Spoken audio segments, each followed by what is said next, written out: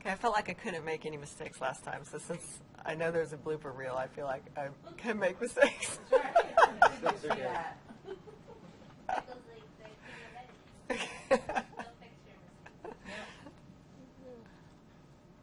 All right, so I'm going to ask you to first just spell your name. Spell it, first and last. Barbara Caudill. And what title would you like used? It's the same as last time. I just copy paste the same one from last time. Just make it up. It's the instructional designer and then Math, statistics, instructor, yeah. Okay. What's math or statistics or Math and.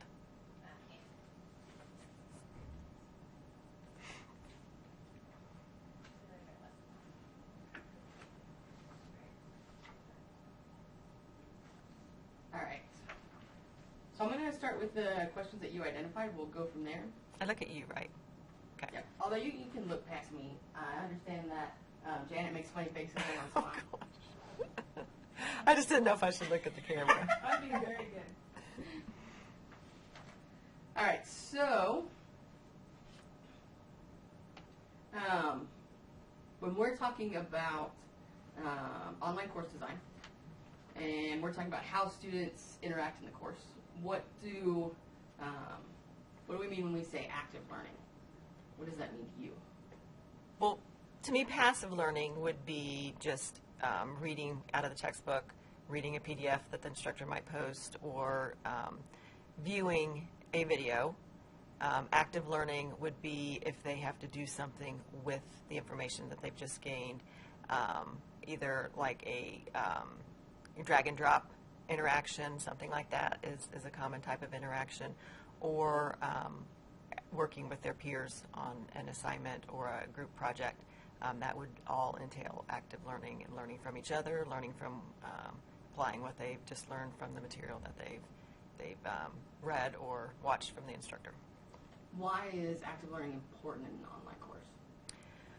Well, first of all, I mean, kind of basically, you don't want them to be bored. You want them to engage with the material. The more they engage with the material, the better they're going to learn the material, the longer they're going to retain the material. It just creates a more positive environment for learning and achieving the learning outcomes that you want them to achieve. And how do you help faculty create those types of environments? Well, you want to have a balance of things like reading. You don't want your course to be all reading. You don't want it just to be every module to be read chapter 1, read chapter 2, read chapter 3. You want a balance of reading. You want a balance of watching. You have all different kinds of learning styles in your classroom, so you want to try to meet those different learning styles. Some might learn best by reading. Some might learn best by watching videos. Some might learn best by doing the low-stakes application things like drag and drop or fill-in-the-blank type of things that they can see if they've learned what they're supposed to learn in the reading or video type of thing. And you also want to make sure to have your instructor's presence in the course. So if you just have chapter readings or PDFs posted for reading, you really don't gain the knowledge of the instructor. It's always nice to have the instructor's presence in there, giving at least a little bit of instruction, maybe through a video, where the student can gain the instructor's expertise. Excellent. So when we're talking about course design, what do you see as the role of the instructional designer? What do you bring to the table? How do you support faculty in their course development? Well, from the very beginning, the instructor, the subject matter expert, will begin to lay out their course objectives. And that's really the beginning time where the instructional designer can really help assist the subject matter expert. And the fact that sometimes instructors haven't really sat down and thought about what their course objectives are. They might have taught the class numerous times, and they really haven't sat down and mapped it out. So it can be kind of a daunting process for them, a confusing process sometimes. So that's our role, to make sure that we have clearly defined objectives that the instructor has thought about what the outcome is that they want the student to learn, and they have verbalized it so that it can be kind of a guide as they go along to the next step of actually developing the course. So you just want to begin with making sure you have clearly defined course objectives that kind of lay a roadmap for the rest of the design process. Oh, can I add more to that? Yeah, definitely. That was just step one. And then once you have your roadmap set out, then you go on to the design process, and you want to make sure that you have a well-structured course. It's very important that students understand the flow of the course. If you're in an online class, you don't have the opportunity to come into class and say, you know, a few of you were confused, let me show you where this is. You know, it has to be clearly set up. The design has to flow naturally and in a way that is not confusing, is maybe repetitive so that they get used to the flow of the class. So that's another important thing that an instructional designer can do. I'm always saying, you know, I'm confused on what you mean by this, or I'm confused on where I'm supposed to go for this. So if I'm confused, I know a student's probably going to be confused also. So that's a good pair of eyes, an instructional designer's eyes, saying, you know, we need to work on this, this is confusing type of thing. So course structure you can help with, and then also with the instructor presence. You want to make sure that the instructor has their presence in the course, and sometimes it might not be something comfortable that they want to do, so you can, you know, work with them on ways that they can include that instructor presence in a way that they're comfortable with. But like I said, it's important for the instructor presence to be there so that the students engage with the instructor and gain their expertise. Excellent.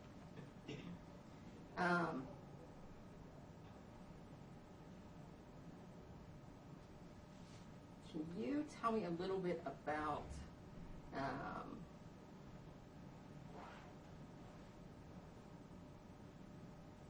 the student-to-student interactions in online courses? Why is it important? How do you help instructors create that? Okay, I think it's important. When I always taught face-to-face, I did a lot of group work.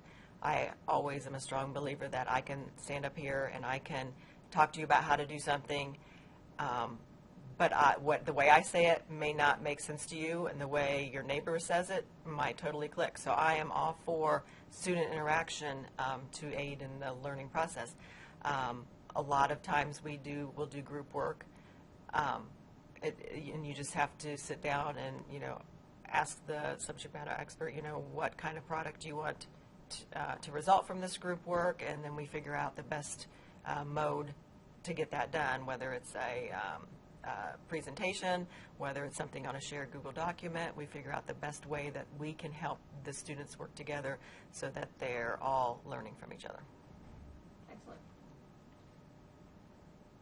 Excellent. When we say consistent course structure, what does that look like? What does that mean as an instructional designer? Well, that would look like having everything laid out in a meaningful way where they can easily find the syllabus, they can easily find the instructor content information, ways to get in contact with you, ways to find your office hours. That's the basic important information that needs to be structured and easily available. From there, it's nice to have structured modules. Depending on how many modules you have, the layout of the modules can look similar, starting out with the presentation of the objectives for the module, and then here's your course material, or your learning materials. Here is the assignments or projects that you're going to have to do in this module, and it's all kind of laid out in the same way as they go from module to module. Just because, like I had said before, an online class, they don't have access to you, or you don't meet with them face-to-face, so having it laid out in a meaningful and logical way is very important when they proceed through the class. It gets very frustrating to a student if they can't find or are unsure of, you know, what is this assignment that I'm supposed to be doing? I can't find this assignment, or, you know, you don't have assignments titled in a logical way. just different things like that. If you end up having a lot of assignments, have them titled in a logical way so that they flow and students can get from one assignment to the next assignment very easily. Does consistent structure mean all courses have to be exactly the same? They're not the same in their content or in their assignments or their projects. That doesn't have to be the same. Often we talk about, building a house. You're going to have a bathroom and you're going to have some bedrooms, but you can decide if you want your bathroom to have a double vanity and a whirlpool tub, or do you want your bathroom to have a single vanity, or do you want your bedroom purple, or do you want your bedroom pink? It's your decision what you put in your house, but to keep the structure the same, especially when you have people who are new to online learning or people who are continuing from class to class in online learning, and maybe that's all they're ever going to take is online classes. To have that familiarity in the structure and to know what to expect from course to course can be kind of put them at ease, be kind of comforting to know that, oh, this is set out the same way. I know where to look for this. I'm going to really quick switch over to your statistics course. Okay. So, because I'm running out of time, I want to make sure we get that in there. Okay. All right.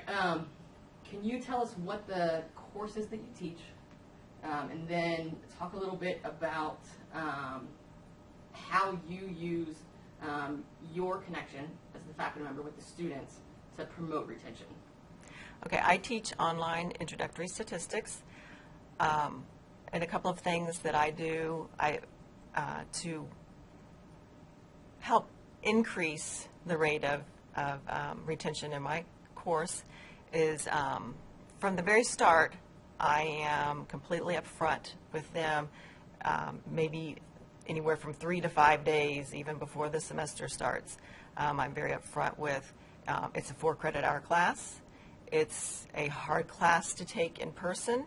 It's going to be harder to take online. And I clearly lay out, if we were taking this in class, this is the amount of time you would be spending in a classroom each week. That is my expected time that you would spend just learning the material in the online class. Then above and beyond that, this is the amount of time you should expect to spend on homeworks or quizzes or group assignments, those type of things. So I'm very clear up front on what the expectation is, and I let them know that if this is not something that they think they can handle, then they should drop now. We always have a long waiting list of people wanting to get into the class, and I let them know if you're unsure that this is going to fit into your schedule or this is your learning style, please drop now so someone else can get in. And there's always a few that do that, and I think it's really important to get that out there up front. That way, hopefully we end up with students in there who are serious about committing to the class for the semester. Another thing that I do is I have weekly announcements. Welcome to week 2, welcome to week 3, and I try to keep them light. I try to be very personable. I always start them out with, hello everyone, hello all, welcome to, so I try to be approachable, try to be friendly, try to be open. I usually put a YouTube video in there with my Canvas course up on my screen, and I navigate through. This is what we're doing this week. It kind of goes along with that consistent structure and being able to show them where things are. The more comfortable they are in the course, the more successful they're going to be. So I have my Canvas course up there, and I walk them through, what we're going to be doing this week, what you should look out for this week. This is something new this week. We're going to use this technology we haven't used before. Here is the website for it. Bookmark this. All these little things that they might not think of. So I do that every week. I email students as soon as they begin to struggle right away. And I'll do it in 2 different ways. Sometimes I'll use the technology that's available to say, anyone below this grade or anyone, with this missing assignment. Or sometimes I want to make it more personalized. So I'll just, gather that list of information and personalize an email to them.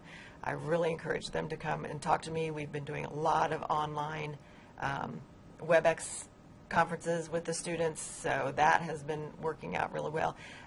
You just need to really make sure that the students know that you're approachable and that you want to help them.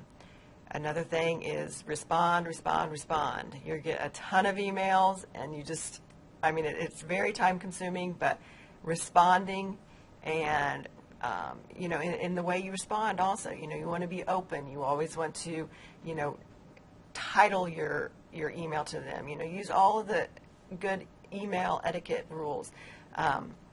Model them for the students, and, you know, just be very approachable, very positive with them. It really goes a long way with them feeling comfortable, them feeling, if they feel like you care, then they're going to care more. Another thing that I do is, can we stop? What do I do? Here. You have my things. I knew I had more.